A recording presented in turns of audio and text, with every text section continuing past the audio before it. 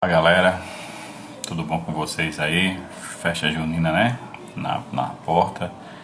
E hoje a gente vai conversar um pouco na hora do Enem com o professor Biratan Luiz. A gente vai conversar com o professor Eduardo Souza, professor de Geografia. De qualquer forma, um abraço a todos que estão sempre acompanhando a gente, os vídeos da gente, as nossas lives. Agradecer, como sempre, aos nossos queridos professores, alunos da nossa ECIT, Dr. Antônio Batista Santiago. Agradecer também a gestão, né, Dona Elisete, desculpe, Dona Elisete, que está sempre prestigiando a gente, a Tamires, nossa coordenadora forte. Um abraço a todos vocês, um abraço Amanda, um abraço a todos que estão entrando aí. E hoje é um dia especial porque é véspera de São João, como a gente está na região Nordeste, né, é a principal festa e que infelizmente teve que passar por essas situações, né, em questão de quarentena, mas tudo tem que levar uma lição, né, pessoal? Tudo a gente tem que tirar uma lição disso tudo. E vocês, queridos alunos, não podem ficar soltos aí, mesmo que seja no período junino. Então a gente vai com essa hora do Enem, com o professor Biratan Luiz, e vamos dessa vez com Geografia, cujo tema é o espaço rural. Dentro de todo o leque que tem os conteúdos do ensino médio de Geografia, é com certeza um dos que mais caem, mas vou chamar agora nosso querido convidado de hoje. Acredito que ele já está esperando a gente. Deixa me ver onde está o homem. Boa tarde, meu querido. Boa tarde, pessoal. Tá ouvindo Seja tranquilo, bem-vindo. Bira? Com certeza. Tranquilo aí. Tudo bem. E aí, como é que você está? Tô aqui já em ritmo junino, né? Um tema. Rapaz, ia dizer a você que eu ia colocar um chapéu de palha. Aí eu disse, não, vou não, porque Eduardo gosta dessas coisas. Aí eu pensei, eu boto ou não boto um chapéu de palha? Eu disse, olha, eu vou não. Mas era pra gente ter combinado, né, cara? Era. Aí eu pensei, não, Pois meu é. Deus, não tem condições. Falar de espaço rural na véspera de São João, não tem condições a gente não fazer, né? Um Pois é, trajezinho. cara. Aí eu ia pro lado de fora da casa, que tá enfeitada, sabe? Mas vou Eu não, vi. porque tem as crianças, tem as coisas. Aí eu disse, não, vou agora pro quarto, porque mais é a tua cara. Depois a gente conversa direitinho sobre É, isso, porque as tuas ideias são sempre maravilhosas. Mas, enfim, seja bem-vindo, né? E estava ansioso por esse bate-papo e caiu justamente na maior festa, no período da maior festa que o Nordeste tem, né? Que é o São João, essa época junina. E que, infelizmente, a gente está em casa. é verdade. Então, Pois obrigado, bem, né? fica à vontade. Obrigado pelo convite, né? Você que tem uma. A gente tem todo um processo, né, de história educacional junto, né? Desde a escola, Sim, como sim. meu professor. Você é novo, viu? É só remetendo mesmo Cara, ao não passado. esquece, homem, pelo amor de Deus. Até companheiro hoje, né, como professor, né, no estado da Paraíba. Então, realmente é um momento bem especial, né? Desde quando eu recebi o convite há um mês atrás, né?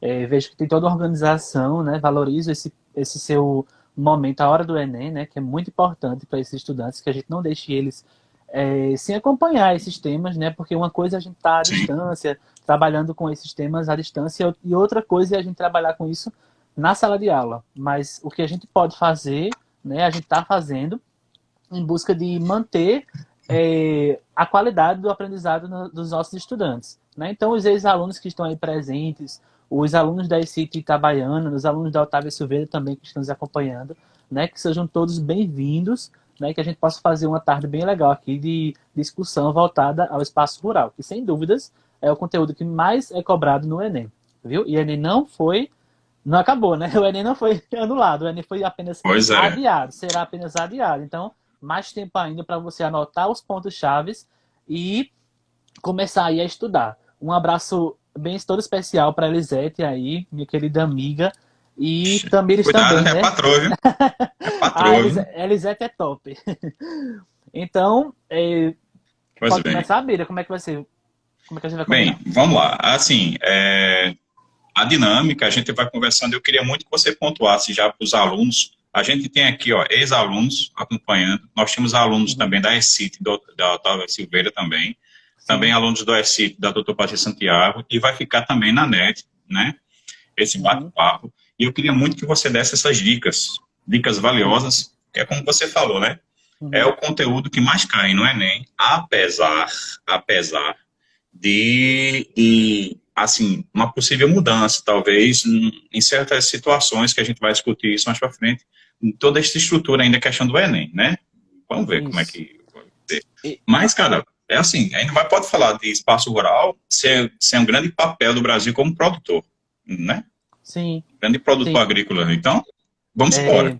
Para aqueles que estão prestando atenção, né, que realmente tem uma visão de guardar essas notícias-chave, né, eu digo assim, tome nota de que o ponto e que a gente deve debater, né, ele está entre dois viés. Um é a potencialidade, né, que o Brasil tem a nível de grande produtor rural, e ao mesmo tempo o outro viés são as contradições que a gente começa a perceber, né? Porque nem tudo acontece bonitinho, como a gente vê, o agretop, agretec, agretudo, né? Toda aquela Pois discussão. é. Nem tudo é daquele jeito, nem tudo deve ser seguido daquela forma, né? Acho que antes de mais nada a gente tem que entender que há um lado bom, mas também há um lado que, eu não digo ruim, eu digo que merece mais um pouco de reflexão, um pouco mais de atividades, né, de outros movimentos, para que a gente possa fazer valer realmente esse Brasilzão, né, assim eu gosto de chamar, que tem uma riqueza imensurável, né?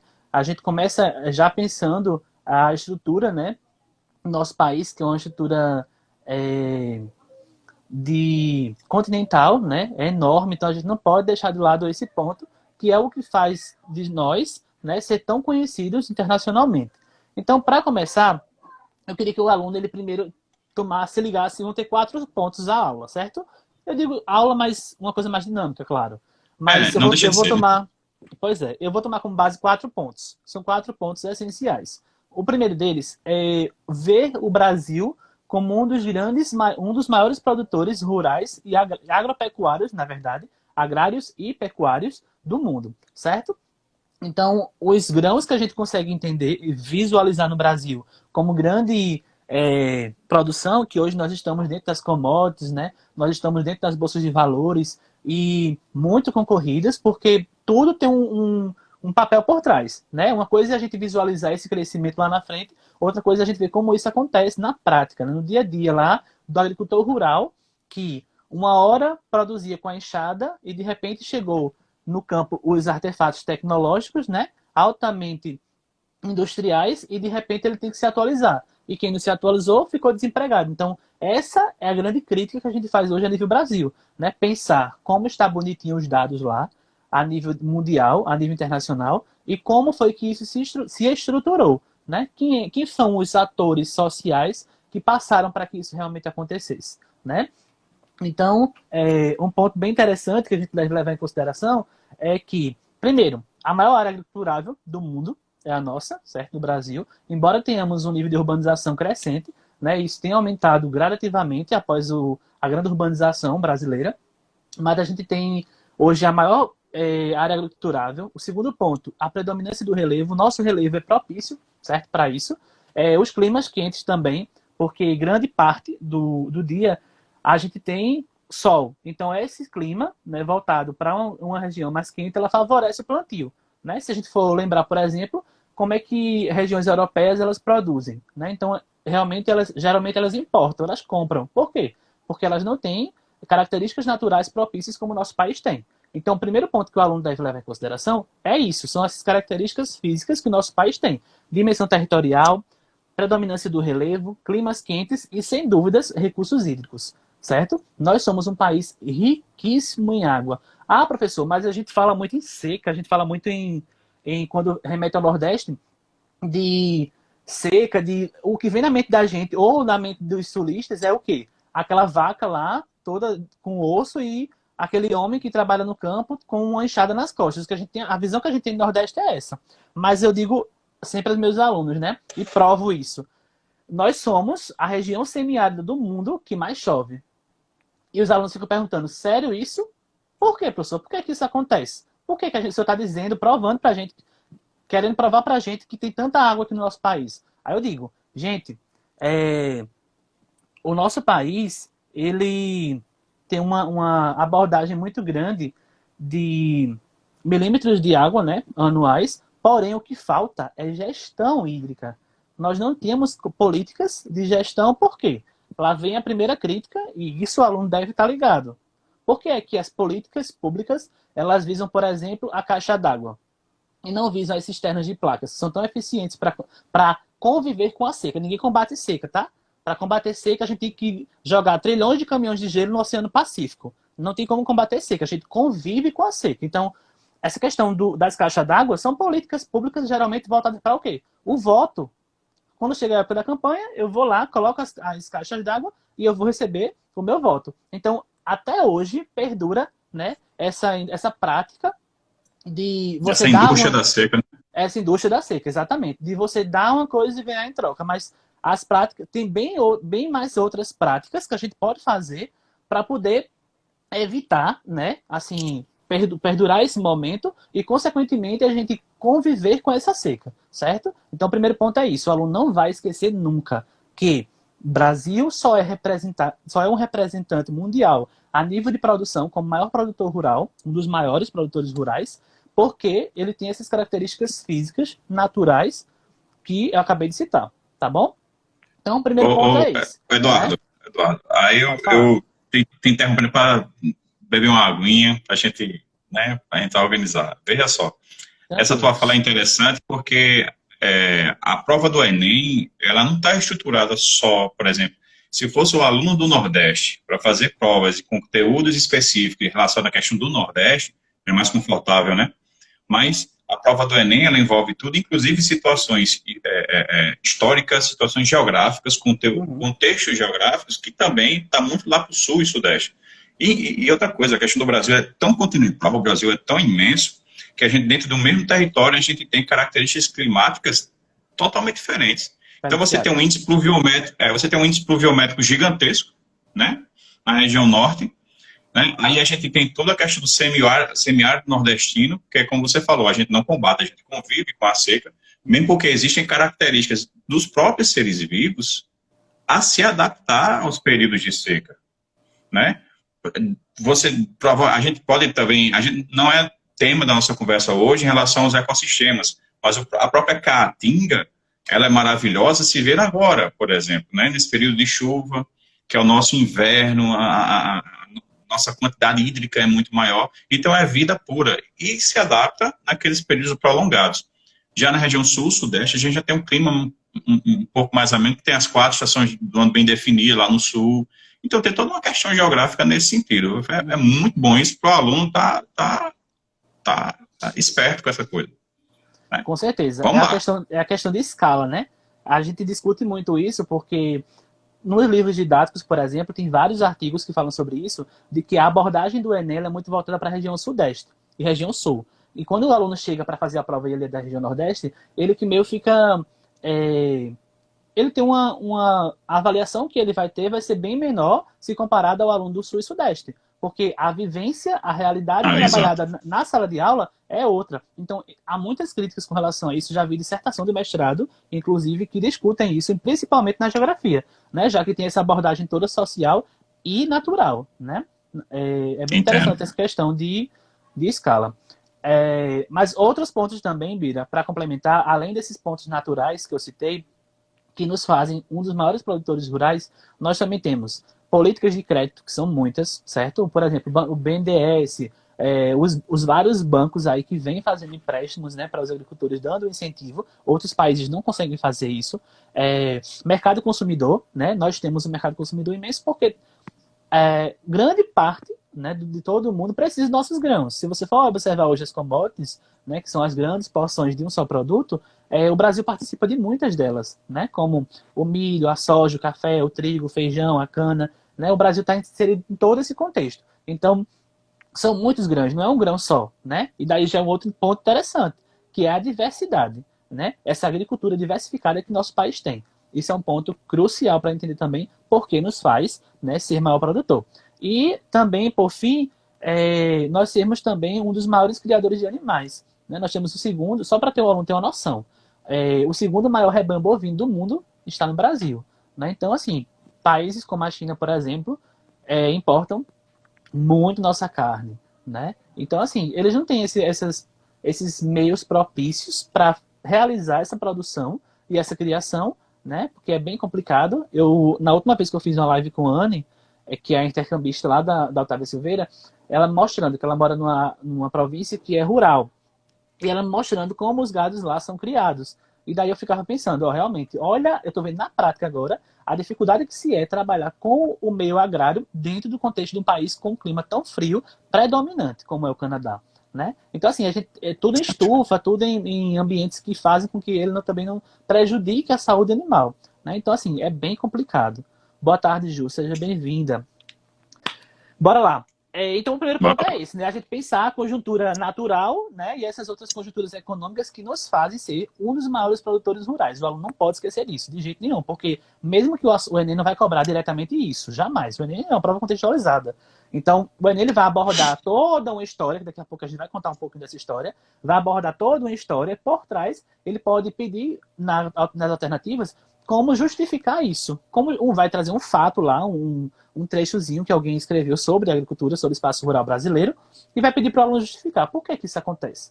Então, se o aluno ele sabe desses 8 pontos que ele está aqui agora, voltado para o âmbito natural e para o âmbito econômico, ele com certeza não vai escorregar.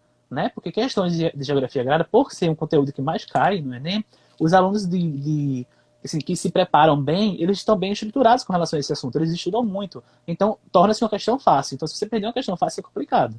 Você não pode perder questão fácil, né? E uma dica, Bira, essa é a primeira dica. A segunda dica seria já estrutural. Todo aluno que se volta à prova de humanas, ele tenha muito cuidado, porque a prova de humanas, para a gente alcançar uma nota alta, é complicado.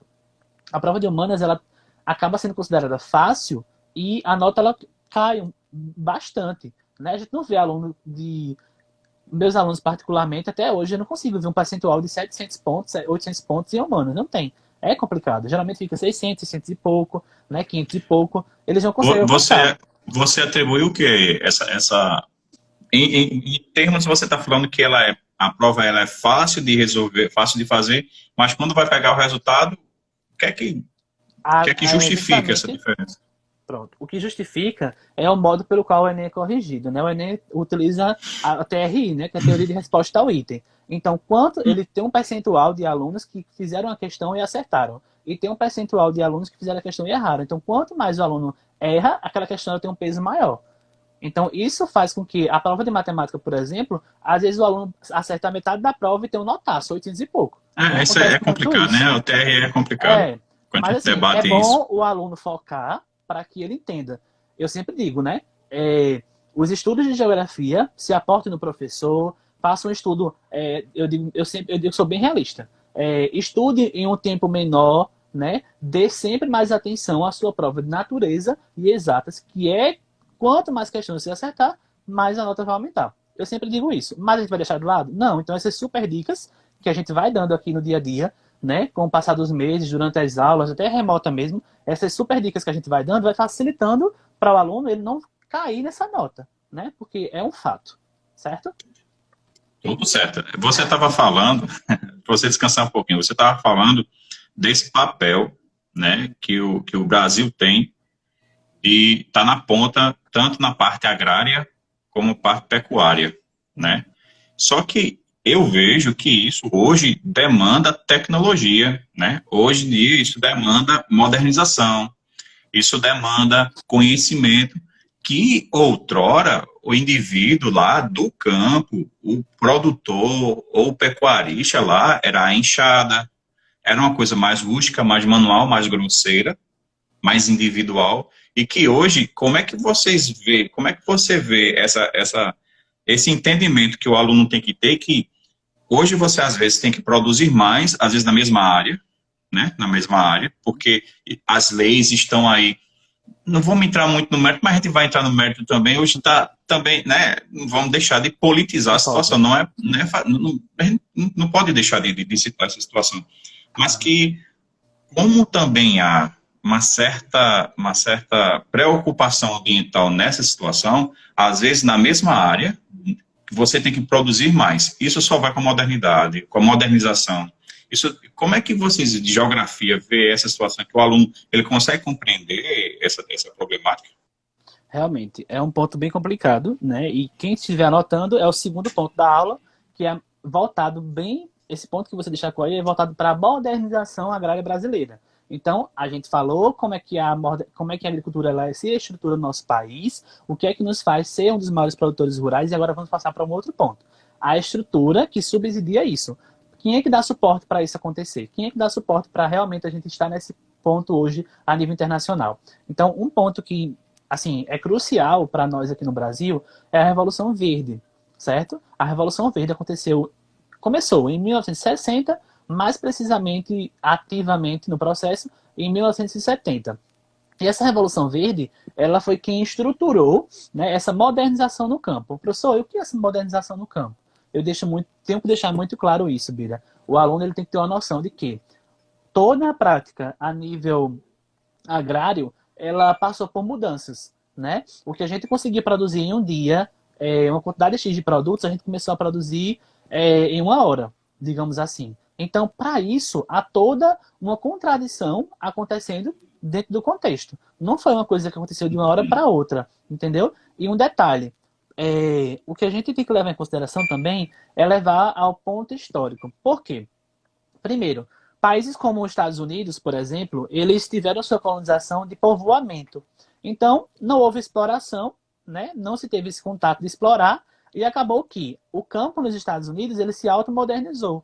Nós não precisamos sair de nenhum lugar para outro lugar para se modernizar. Nós nos modernizamos aqui mesmo nos Estados Unidos. Se eu vou para o Brasil, é diferente. A nossa colonização de exploração, ela nos favoreceu a ter esse contato de ida para outro lugar, que a gente chama, no contexto geográfico, de êxodo rural, né? Mas o êxodo rural é um traço que é muito cobrado, inclusive no Enem, eles gostam muito desse termo, mas é um traço que a gente tem que observar sobre dois viés, né? Primeiro, o êxodo rural, ele aconteceu de uma forma muito obrigatória, né? Quando eu dou exemplos também de fluxo migratório, é um fluxo migratório forçado, posso assim dizer, porque o pequeno produtor ele começou a ficar pensando, meu Deus, como é que eu vou conviver se o campo ele está modernizando? Então acaba que ele foi para as cidades, né, a busca de trabalhar nas indústrias, por exemplo. E acabou que quando chega lá, né, entre aspas, quebra a cara, que eu vou dar esse nome, eu vou dar daqui a pouco, que também é migrações que cai muito no Enem. Mas ele começa a ir. E com esse fluxo do êxodo rural, né, é que a gente começa a datar, né, os pontos onde as cidades elas começam a elevar o seu número de populacional, né? Esse é um fato. Mas e o campo? Como é que ele fica? O campo ele modernizou-se, né? Então nós temos um grande representante, né, que participou dessa Revolução Verde, que é os Estados Unidos, onde eles começaram a fazer empréstimos, né, de insumos também, tipo, tanto de dinheiro, de investimento, quanto de insumos, para que o Brasil ele pudesse acelerar o crescimento. Lógico que tinha por trás disso tinha todo um aparato de necessidade, né, que ele se tinha em vez. Se o Brasil tem toda essa estrutura de produção, então vamos agir lá, vamos atuar lá, que aí a gente começa a pegar dele. Então, assim, é um fato e que o aluno ele tem que estar atentando para essa questão do político, certo? Com isso, a gente começa a perceber também, ainda como lado positivo, um crescimento a nível internacional. A produção aumentou muito, bastante, e começou a crescer, ao ponto que a gente está vendo hoje. Mas, né, assim, para poder crescer, eu tenho que ter produção.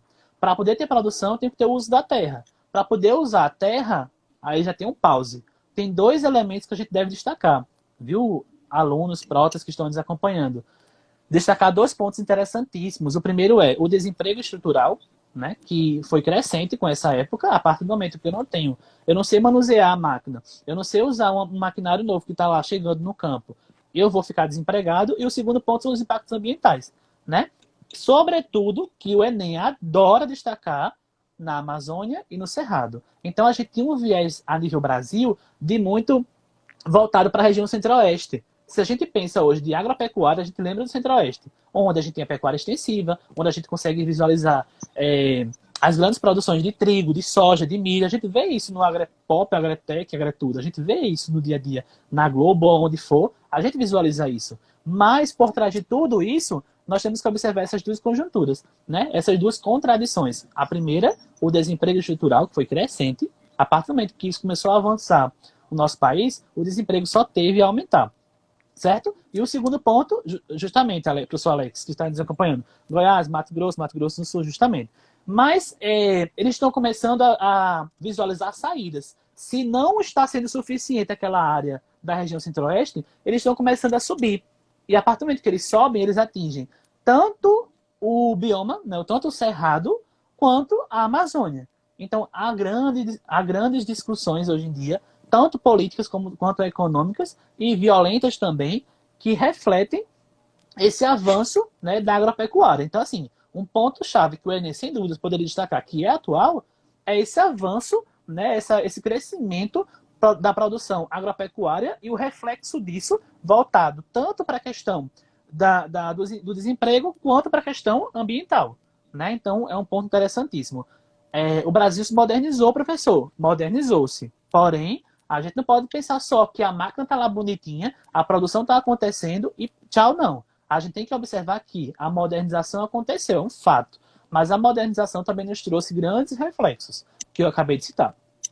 Certo, Bira? Esse é o segundo ponto aí que o aluno não pode deixar de anotar com relação ao espaço rural. Bora lá. Assim, te interrompendo, pode. Assim, só uma pincelada para os nossos queridos alunos. Para eles não ficarem apenas na dependência daqueles que vêm na mídia, que já vêm as situações prontas. Na verdade, o que é interessante é ir em busca de certas situações, certas pesquisas, aquilo que está sendo publicado hoje, porque por trás tem toda uma problemática também que eu vejo nesse sentido, nessas colocações, como, por exemplo, a tecnologia está posta, né? Você falou do grande êxodo, né? Desse êxodo da saída do homem do campo para a cidade por ficar obsoleto. Quer dizer, uma máquina trabalhando no lugar de 20, 50 homens. Olha só que coisa louca. Mas não tem ninguém, não tem nessa situação capaz de mexer com essa tecnologia. Então, hoje, é tudo muito dinâmico, né? Então, tem toda essa problemática, e é bom que o aluno, ele leia bastante, ele pesquise bastante, e ele pergunte muito ao professor, né? Porque a gente não sabe o que é que vai cair na questão desse Enem. A gente sabe que por trás, hoje, tem toda uma situação onde não vai colocar em xeque uma questão, me desculpa, Eduardo, mas uma prova de geografia não vai botar em xeque o pensamento ideológico ou alguma outra coisa contra o que está posto. Porque às vezes a gente passa a ideia de que não, então a gente é contra a modernização, somos contra a produção pecuária, somos contra o desenvolvimento do Brasil. Então, não é isso. Mas é que nos últimos anos tem toda uma situação disso, mais a preocupação ambiental. Porque hoje mudou esse patamar um pouco. Então é interessante que o aluno tenha todos esses exemplos, né? Teve um aluno aqui que fez uma pergunta grande que eu não consegui identificar. Eu vou fazer o seguinte, você vai discutindo aí, eu vou dar uma olhada aqui nos comentários, aí qualquer coisa eu vou te passando, beleza? Pronto, tranquilo. Só aí para complementar o que você falou. O aluno ele tem que ir armado, né? O aluno ele não sabe como a prova vem. A prova vem se ela vem politizada ou não, se ela vem crítica ou não, se ela vem direta ou não, tradicional ou não, o aluno tem que ir armado. Então, ele tem que observar o lado bom, o lado ruim, ele tem que observar o passado, o presente e as consequências desse presente, né? Isso é um fato, os reflexos que isso vai acontecendo, né? Mas o Enem, pelo que eu observo, Bira, eu tenho analisado as provas para poder trabalhar com os alunos dos terceiros anos, ele maqueia um pouco, né? Ele pincela a informação. Ele não vai a fundo discutindo o lado ruim da tecnologia, por exemplo. Não. Ele traz um contexto, ele traz um recorte, né, de um ponto que ele achou interessante, e desse recorte ele vai e tira um reflexo que o aluno pode entender. Então, assim, é muito bom ir armado para isso. Você observar o lado positivo que eu falei, o lado negativo que eu falei, e também sua opinião, né? Porque quando a gente chega na hora da redação, por ser temas bem humanos, pode ser que a gente também possa se empoderar desses discursos que a gente faz, né? Eu acho bem Deixa eu te dizer interessante o uma aluno coisa. também fazer isso. Tem um aluno, o nosso aluno Tiago, Vicente estava falando aqui, que também é uma desigualdade entre os grandes Ah, vai chegar produtores lá. que detêm as máquinas oriundas da Revolução Verde, que você estava falando, e os Uhum. pequenos produtores das regiões mais pobres, então, que é uma coisa mais... não sei se você vai discutir ainda a questão do agronegócio, Uhum. né? Com também a produção caseira, a que é familiar, vamos dizer Uhum. assim. Tá? Eu acho que o Tiago está falando mais ou menos isso nessa diferença. O que é que você poder Pronto. falar aí, Eu vou contribuir? destacar isso e é o terceiro ponto, Tiago. Eu vejo que você é um aluno bem ativo, né? Um protagonista bem ativo. Parabenizo e que você possa estudar bastante para que você possa sair bem, que eu vejo que é um menino de futuro, né, Bira? A gente já conhece esse de cara, se nem conhecer ele, já dá para perceber. Então, pessoal, o terceiro ponto, né, que a gente vai destacar hoje são os latifúndios e a exploração agrária. É justamente o tema que o Tiago está querendo saber. Há alguns pontos que a gente merece destacar para poder entrar para esse assunto, questões conceituais, certo? Primeiro, a gente entender que a produção brasileira, em sua grande conjuntura, ela observa pontos como latifúndios e monocultura, né? Primeiro, o latifúndio, que é a grande produção, né? E a monocultura como um só produto. Então, as terras hoje latifundiárias em nosso país, né? Elas são enormes e essas pessoas elas têm um suporte econômico altamente favorável. Por outro lado, eu tenho o que o Tiago destacou como o pequeno produtor rural. A gente chama assim na geografia. O pequeno produtor rural versus os grandes latifundiários. Então, como é que o pequeno produtor rural ele convive? Né? Para vocês terem noção, e, por exemplo, eu vou dar só um exemplo para a gente entrar mesmo para o discurso. Nós temos nas nossas escolas a compra da merenda, certo? Isso é um fato que o aluno tem que abrir a mente para isso também. A compra da merenda. Da compra da merenda, 30%, Elisete aí vai me confirmar isso, se ainda acontece assim dessa forma, 30% é diretamente relacionado com a compra com esses pequenos agricultores, né? Que No é mínimo, no cultura mínimo, né? O no mínimo. mínimo 30%, isso. Então, assim, hoje nas refeições das nossas escolas, a gente encontra o produto industrializado e o produto que vem do pequeno produtor. Então, esse pequeno produtor, ele se inscreve lá na Embrapa, né? Não, na Embrapa não, É na matéria. Emater, eles têm uma inscrição para isso, tudo cadastrado, e ele começa a ter esse contato com a escola. Então, gente, é uma coisa pequenina, uma coisa minúscula, mas faz total diferença na vida desse pequeno agricultor familiar, né? Como a Elisete acabou de confirmar. Muito obrigado, professora Elisete.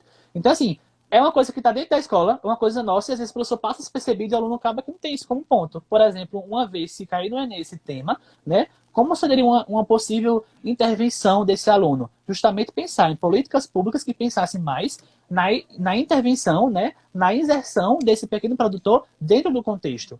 Então, assim, é interessantíssimo esse exemplo, e daí já começa a perceber que são pontos pequenos que o governo, o Estado, eu gosto muito de usar a palavra Estado para quando eu quero relacionar o governo, o Estado, ele pensa muito na questão do grande produtor rural. E o Ibira vai fazer uma crítica para que vocês fiquem atentos a essa discussão atual do que o Jornal Nacional passa e o que a gente pode confiar ou não, que eu acho interessantíssima essa visão política do governo atual, porque a gente tem que trabalhar o governo. A gente vai lá trabalhar fome, a gente lembra do governo lá, vai lá em Fernando Henrique Cardoso, a gente vai lá no governo Lula, a gente vai no governo Dilma. Se foram nossos presidentes, então a gente tem que falar. Com esse presidente atual, tem que falar também o que é bom e o que é ruim. Eu mesmo tenho pontos positivos e pontos negativos. Mas isso aí a gente vai deixar para o final, que é justamente a política, para vocês darem a opinião de vocês. Mas vamos lá. Primeiro, qual é o nome dele? Esqueci, Bira. Tiago. Tiago, Primeiro, Tiago, o que a gente tem que observar é todos nós estudantes, não podemos esquecer que tudo vem de uma história. Né? Então, o nosso país ele é marcado por uma estrutura de... Muito bom, Elisete. Muito obrigado. Está confirmando aí só o dado, porque os alunos podem se utilizar desse dado, né? Então, o primeiro ponto é que nós começamos nossa relação latifundiária, né? Da estrutura fundiária, na verdade, com as capitanias hereditárias. Vocês lembram desse assunto de história? Ele é fundamental para entender o processo de desigualdade da estrutura fundiária no campo no Brasil, certo? Então, desde as capitanias hereditárias, a gente começou a encontrar uma desigualdade de repartição da terra para um grupo e para outro. Então, desde o processo das Seis Marias, é um momento muito histórico que acontece essa desigualdade. Então, o fato que vai mudar isso, certo? A nível Brasil, é a Lei de Terras de 1850. Essa datazinha, são duas datas interessantíssimas para entender o espaço rural. Primeiro, a Revolução Verde, 670, né? E a segunda data importantíssima, que não é decorar não, é só você entender para poder se situar no espaço, certo? A segunda data importantíssima é justamente a Lei de Terras, que foi em 1850. A partir da Lei de Terras, começou-se a ter uma outra visão de estrutura fundiária, né? Então, a terra, ela não poderia ser vendida. A terra, ela era doada, ela tinha apenas a troca, mas não havia venda. Então, a partir da Lei de Terras, a gente começa a ter esse contato com as vendas e quem tinha mais dinheiro à época ficou com a terra maior. Quem tinha menos dinheiro à época ficou com a terra menor. Isso acontece até os dias atuais, certo? Muito bom, Alex, os exemplos que você deu, os colonos e a Igreja Católica, justamente. Se a gente observar uma cidade como Itabaiana, Mogeiro, Ingá, Sapé, esses municípios por aqui, não é algo distante isso nosso. Nós temos pessoas que fazem parte de um movimento, que eu vou falar daqui a pouco, que eles visam a reforma agrária e eles querem usar essa terra, que essa terra não tem função social, que justamente a lei permite isso. Né? Então, assim, temos grandes terras nas mãos de poucas pessoas e essas pessoas nem fazem uso. Tem terras, Bira, que a gente vai procurar no papel nos cartórios, nem dono tem mais. Então, assim, tem uma lei, depois da lei de terras, surgiu outra lei que é justamente que define essa questão de função social da terra, que ela diz, se a terra não está sendo produzida, ou acampada, ou utilizada de uma forma social, ela perde sua função. Se a terra perde sua função social, ela pode ser invadida e repartida em partes iguais para aquelas pessoas que estão inseridas nos movimentos, certo? No nosso país, o principal movimento é o Movimento Sem Terra, certo? Que é o MST, que ele vem atuando aí de forma muito ativa, né? Diariamente a gente vê um contato, né, nos jornais, até nos jornais locais também, de terras que foram invadidas. A gente acha assim, a terra foi invadida, meu Deus, que louco. Não, não é que a terra foi invadida, é que a partir do momento que a gente começa a entender essa conjuntura de desigualdade da estrutura fundiária, ou seja, da distribuição de terras no nosso país, a gente começa a pensar na reforma agrária, né? E daí eu fico perguntando e digo sempre para meus alunos, minha gente, vocês acham que a reforma agrária resolve o fato? O que é que vocês acham, né? E eu jogo essa pergunta para os meninos aí, os alunos aí também, que eles possam refletir um pouco sobre o que é a reforma agrária e se realmente essa reforma agrária está acontecendo, né? Para finalizar, Bira, esse ponto dos latifúndios e exploração agrária, eu acho interessantíssimo a gente ver que é um ponto atual isso, né, que é a violência no campo.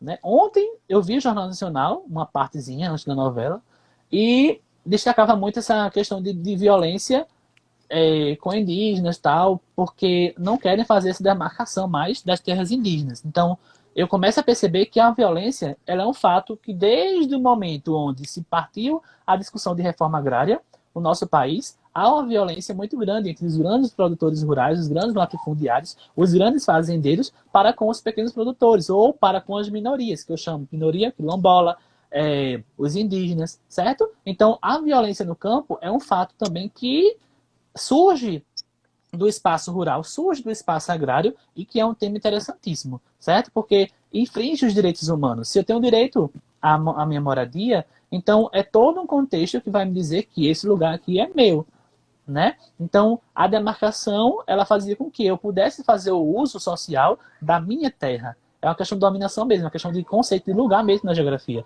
Então, a minha terra é essa. Como eu tenho a minha casa é essa, eu posso fazer o que eu quiser na minha casa. Mas acaba que, com essa desregulação, com essa vontade, né, do grande latifundiário de sempre ter mais terra, de sempre avançar a produção agropecuária, acaba com violência. Então, um ponto interessantíssimo também é que quanto mais terras você tem, mais você vai ter, e quanto menos terras eu tenho, mais conflitos eu vou encontrar para a minha vida, certo? Então, pensem nisso. Show de bola. Olha, é assim, se o aluno estiver vendo online direitinho, estiver fazendo essas anotações, tá show de bola. E assim, um abraço, um carinho, professor Alexandre, está sempre com a gente quando a gente está fazendo as lives, Eduardo, é que ele fez algumas pontuações, por exemplo, as ligas camponesas, falando aqui em relação também aos quilombolas.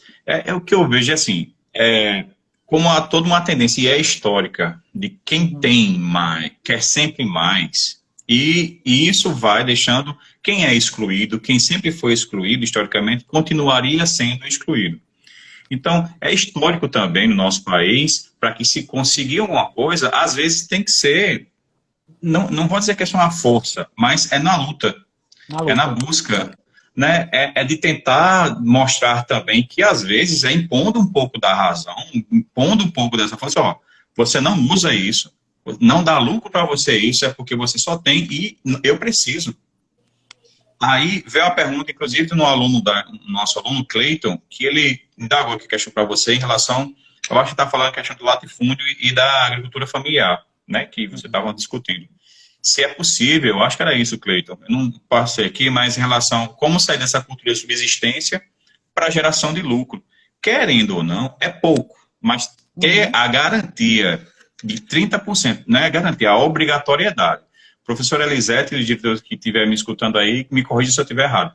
Mas é obrigatório ter, no mínimo, né, é essencial, mas também é obrigatório, que 30% seja da agricultura familiar. Então, vamos lá. O cara lá tem o seu roçado, o cara lá tem a sua roçazinha de macaxeira, de inhame, amendoim, ele tem hortaliças. Então, aí ele faz toda a questão da Emater, ele tem uma DARF, que é de certa forma, uma legalização para ele, que ele possa produzir, porque também tem fiscalização. Né? E qualquer um chega lá, olha, eu quero botar umas batatinhas aqui para ir para a escola, me dê aí tanto X, porque vai ser dividido em X pagamentos, aí eu quero, tem que ter fiscalização. Só que é uma forma também viu, Cleiton, você estava falando, e aí, Eduardo, você me corrige se eu estiver errado, ele é uma visão também de que ele pode sair dessa produção que seria de subsistência para gerar lucro para ele. Por que não? Por que não aumentar a área de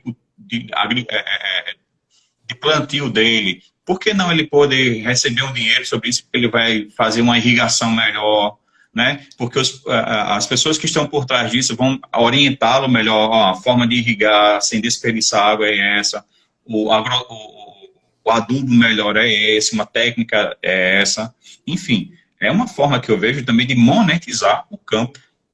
Quer dizer, o cara já estava na enxada há muito tempo, o cara já tinha aquilo ali, por que não dar as condições para que ele agora também tenha um pouco de lucro sobre isso? Não deixa de ser, né? É um incentivo, né? Uma forma de incentivo. O que eu acho interessante, Sim. Bira, já que Cleiton destacou esse ponto, é interessantíssimo a gente poder saber a diferença de agricultura de subsistência para agricultura familiar, né? Porque muitas vezes o aluno, agricultura de subsistência, não confundam. Se o meu pai tem uma produção de tomate no quintal, e ele pega esse tomate e é consumido à mesa, isso é agricultura de subsistência. Só e somente só para a família. Se eu tenho um saco de tomate, se meu pai liga para alguém querendo fazer a venda, isso já é agricultura familiar, certo? Tem essa diferençazinha que eu acho interessante. Massa. Interessante. Outro ponto também conceitual que o aluno tem que saber é a questão de assalariamento no campo, né? Porque fala-se muito em salário, porém não é um salário mínimo. Então o aluno muitas vezes confunde assalariamento com salário. Salário mínimo é todo um contexto conceitual de salário que vem de sal, que antigamente era pago com sal e tal. E eu tenho um salário que, após uma análise da conjuntura econômica do país, resultou-se no salário mínimo. Então, salário mínimo é uma coisa. E no campo eu posso trabalhar por diárias, por exemplo. Né? E daí, porque não tem, por exemplo... Eu vou dar outro exemplo daqui a pouco, mas deixa eu terminar esse conceito. Então, eu posso trabalhar 2 dias e eu receber um salário por isso. Mas o salário não vai ser um salário mínimo. Um salário for R$10, mas é um salário, certo? Então, o aluno também tem que entender que a palavra salário e assalariamento é uma coisa. E salário mínimo é outra, certo? Vamos lá, um exemplo prático. Diariamente, a gente consegue visualizar pessoas que vêm do campo, geralmente da produção de cana-de-açúcar, quando está em sua safra, né, que a gente costuma chamar, na sua época, e vem muito de Pernambuco para Itabaiana. E a gente consegue ver um monte de motos chegando, passando com seus objetos, né, seus insumos que eles utilizam para fazer a produção da cana. E essas pessoas, elas também têm a gente tem que visualizar também a forma como elas trabalham no campo, porque tá a safra. Ah, cadê fulano? Ah, foi para os canavial, tava trabalhando no engenho e tal. Quando chega uma determinada época, que acaba a safra, ou seja, passou a safra, esse agricultor, pequeno produtor rural, ele tem que se reinventar, porque ele não tem condições de estar lá trabalhando porque ele foi, digamos que, demitido. Então, no campo, a gente também tem que ver essas observações de maneiras de como eu vou trabalhar, né? Então, assim, uma coisa favorável de como técnica para isso é justamente a rotação de culturas, né? Enquanto o agricultor lá está trabalhando na safra, ele pode deixar uma produção na sua casa, no seu terrenozinho, favorável para que ele possa manusear aquilo em outro horário. Quando ele está no momento em casa, ele pode produzir outros tipos de culturas. Cultura que eu falo é produção, tá? É o grão que ele está produzindo. Então, tem que se reinventar, né? Esse cara que está lá, ele passa por um processo de desemprego. Então, eles têm um processo tudo certinho, trabalham lá na questão da cana-de-açúcar, tal, nos engenhos. Quando passa a safra, eles são demitidos. Então, recebem os seus direitos trabalhistas e vêm para casa. Então, ele tem que se reinventar. Ele torna-se uma pessoa autônoma, ele tem que fazer alguma coisa para poder ele dar de comida à sua família. Então, assim, a questão do campo, de maneiras de trabalho, né? No campo também é bem diferente, né? Do dia a dia, do questão urbana, de trabalhar numa loja, no shopping, é totalmente diferente. A gente tem todos os direitos que vão além disso, de como essa forma acontece no campo, certo? Acho bem interessante esse ponto também. A gente tem algumas participações aqui também de ex-alunos. Um abraço para a Lara. Lara aqui colocou um textão, mas cadê eu consegui voltar, Eduardo? Pedro também, ok. Em relação a lucro, em relação a essa questão de grandes plantações, se isso poderia gerar de forma legal ou ilegal. Isso tem toda a questão de legislação, que, né, a gente não vai debater agora, mas, Lara, tudo tem legislação, né? E tudo essa questão econômica, então é para gerar lucro, né? A não ser que, como você falou, a questão de subsistência. Para ser subsistência é para consumo próprio. Não é assim? Pelo que eu entendi, professor? Eu estou aprendendo, professor, viu? Tá certo. Exatamente. Eu estou aprendendo. Pois bem, certíssimo. Isso você estava falando, eu estava me lembrando que estamos na safra do café, na região sudeste, e estava discutindo em relação à preparação em relação por causa do Covid. O que é que acontece? Eles pegavam muita mão de obra vindo da Bahia e de alguns outros estados do Nordeste, só que eles não estavam fazendo essa contratação que é temporária, porque tem toda a questão de distanciamento, a plantação tem que ter toda uma situação, inclusive dos locais onde esses trabalhadores iriam ficar, porque tem toda a questão de higienização, toda a problemática, né, que a gente está vivendo do Covid. Então, eles trabalhando com material próprio ou que seja fornecido exclusivamente para ele, com a higienização e tudo mais. Isso, e geralmente esse pessoal da cana-de-açúcar aqui próximo da nossa região trabalha 6 meses, são 6 meses na cana e 6 meses fora, eles ficam sempre esperando, né? Professor Eduardo, é o seguinte, nós temos a notícia boa e a notícia ruim. Pode falar. Cara, o tempo voou, meu irmão, tem noção? Porque a gente tem pouco mais de 10 minutos. E a gente queria discutir um pouco, a gente não vai fugir, você falou da questão da reforma agrária, se ela resolve ou não, tem toda essa questão dessa problematização, mas vamos a um ponto também chave na nossa discussão sobre espaço rural, que nada mais é que demarcação de terra indígena, questão de uso de agrotóxico, essa questão do Estado, né, em prover isso. Vai lá, velho, vai na fé que a gente vai discutindo aqui. Então, pessoal, esse ponto é o ponto mais atual, certo? E quem está fazendo a prova do Enem já está atenado a isso, que, aliás, são 2 pontos, né? O primeiro é, como eu posso visualizar o fim da demarcação indígena? Então, nós temos, gente, da mesma forma que nós temos pessoas que nos defendem lá na Assembleia Legislativa ou lá na Câmara dos Deputados, para que haja o aumento ou até o crescimento dessa porcentagem um dia de compra de materiais com o pequeno produtor, também tem pessoas que pensam no grande latifundiário, certo? A gente não pode deixar isso de lado nunca. Então, é um assunto altamente político, altamente atual e realista, certo? O Brasil ele tem essa característica de ter esse acesso entre políticos e grandes fazendeiros, e grandes latifundiários, grandes produtores de terra, que a gente chama de bancada ruralista, né? Então, nós temos hoje, dentro do cenário do Senado ou da Câmara dos Deputados a bancada ruralista. Né? E o que essa bancada ruralista ela defende? Elas trazem projetos para serem votados que facilitem o dia a dia desse grande produtor rural. Então, um dos exemplos que a gente vem debatendo bastante, e assim, quer queira, quer não, tem um lado positivo e um lado negativo, é o uso dos agrotóxicos. Né? Eu vi uma foto que é bem crítica na internet e a imagem ela representa tipo uma caveira formada de alimentos, né? E os alimentos todos naturais, todos do campo. E ela dizia não aos produtos com veneno, né? E daí essa deputada ela defende que a produção, né, ela seja cada dia mais voltada para o âmbito mais orgânico, sem utilizar tanto esses insumos, né, esses agrotóxicos. E isso é um fato do nosso país? Não. Se a gente observar, é uma pequena escala que pensa nessa forma de pensar o orgânico, né? Professor, mas existe isso? Existe, tá? Existe, tem lugares que defendem essa ideia e produzem de forma muito orgânica. Um fato é que, quanto menor é a área e menor interferência do governo ou do Estado tem, essa produção consegue avançar. Por exemplo, as feiras livres. As feiras livres, elas não acontecem em todo lugar. Então, infelizmente, muita gente, como mora, por exemplo, na Grande São Paulo, eu vi uma foto de uma pessoa recentemente que ele comprou feijão verde, abóbora e macaxeira. E colocou uma foto e colocou.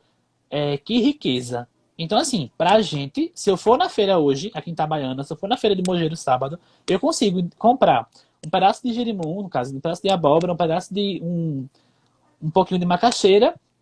E vamos dar um exemplo, o milho, né? Já que estamos na época do milho. E o milho com um preço bem acessível. Se eu for comprar um milho hoje lá em São Paulo, ele vem no pacotinho 5 unidades, 6 unidades, com um preço absurdo. O preço de uma mão de milho aqui na Paraíba. Então, esse acesso dessas pessoas lá nessas grandes cidades, infelizmente, elas não se dão conta de como é produzido esse alimento. Né? Então, quando eles vêm para regiões como a nossa, na região Nordeste, na mala vai queijo, vai macaxeira, vai batata, né? Tem toda essa cultura de quem é nordestino e mora na região Sudeste, na região Sul, de fazer essa leva de produtos, porque o acesso lá é bem mais difícil, certo? Tanto a nível de acesso mesmo, quanto econômico. Então, pensar hoje uma produção altamente orgânica é, digamos, uma ilusão. Lógico que eu não vou encontrar isso 100% num país como o nosso.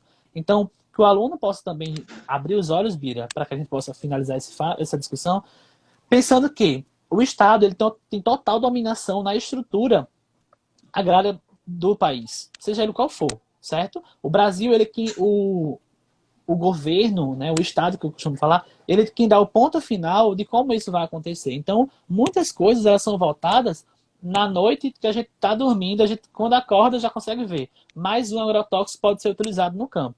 Então, assim, com o último governo, que é esse governo atual, né, do nosso presidente Bolsonaro, o nosso presidente, ele tem deixado muito claro a intervenção maior de números de agrotóxicos. Então, isso dificulta a produção, porque ela vai ter toda uma abordagem de necessidades de quanto mais passa o tempo, mais agrotóxicos eu vou ter que utilizar e automaticamente um reflexo na hora do prato. Né? Quando chega o prato na minha mesa, qual o produto que eu estou consumindo?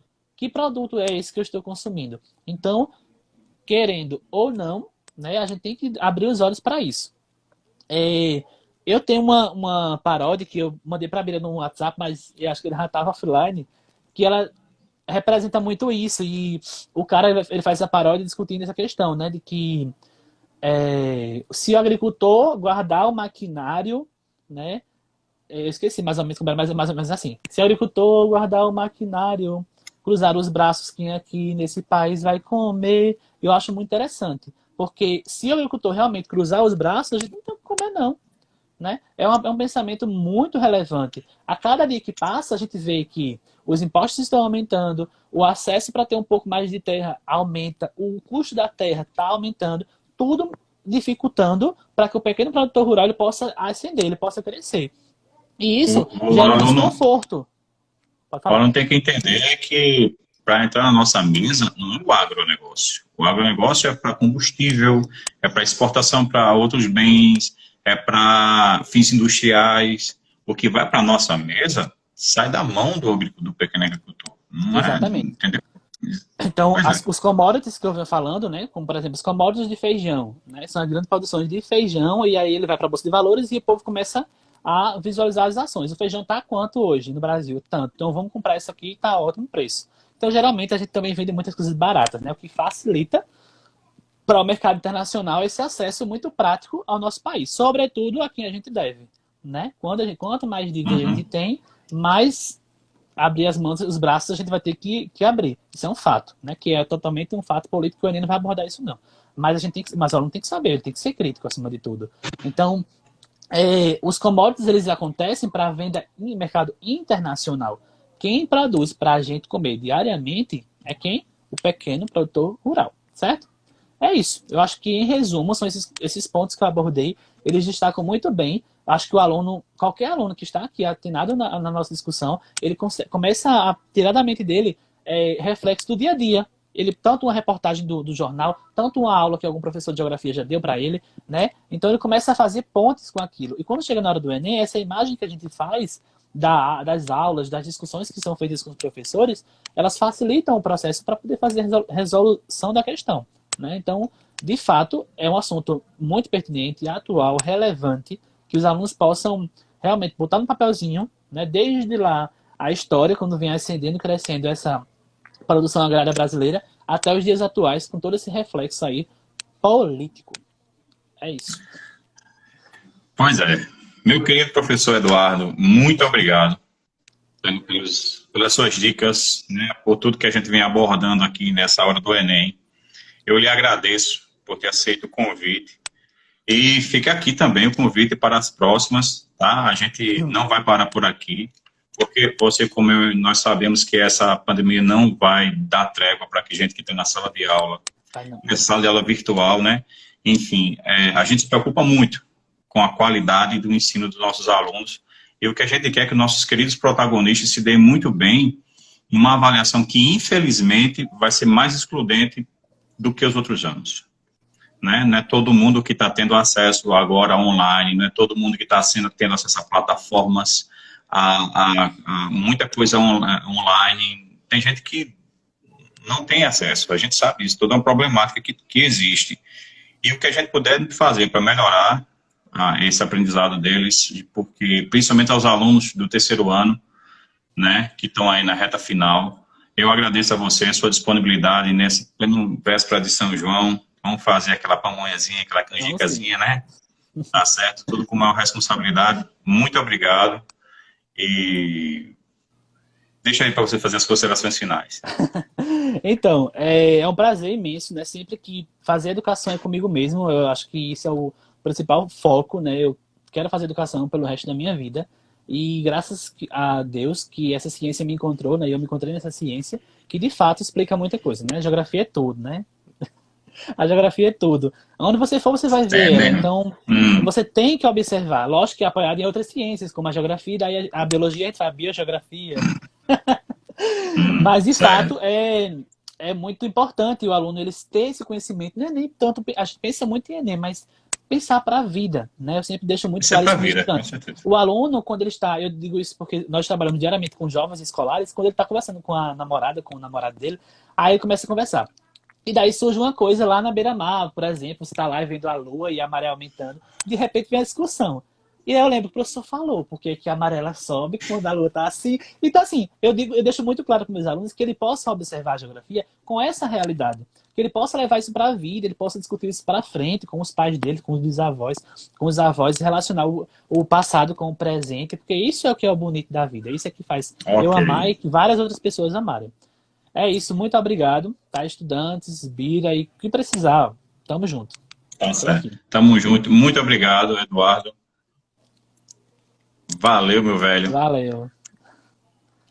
Até a próxima. E assim, até a próxima, se Deus quiser.